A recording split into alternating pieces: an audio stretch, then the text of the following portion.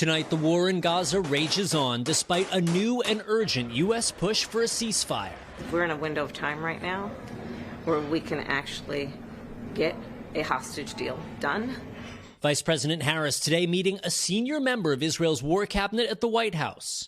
The meeting one day after she delivered some of the administration's most forceful criticism of Israel yet. The Israeli government must do more to significantly increase the flow of aid.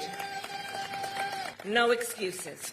The U.S. hoping to secure a deal before the start of Ramadan this weekend. A proposed 6-week ceasefire would see the release of 40 hostages in exchange for around 400 Palestinian prisoners.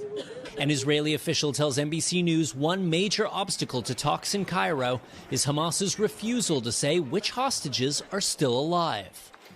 Over the weekend, the U.S. military dropping 38,000 ready meals into Gaza by parachute and promising to do more. But the Abu Anza family, who tell us their home was destroyed by an Israeli strike, say what they need is not aid from the sky, but U.S. pressure to halt the bombing. 19 people were killed, the family says, including Ranya's husband and her twins, Wissam and Naeem. They were born October 13th, 1 week into the war, a blessing after years of IVF treatment and never knowing a day of peace in their short lives. Who will call me mama now, she asks. Who will call me mama now?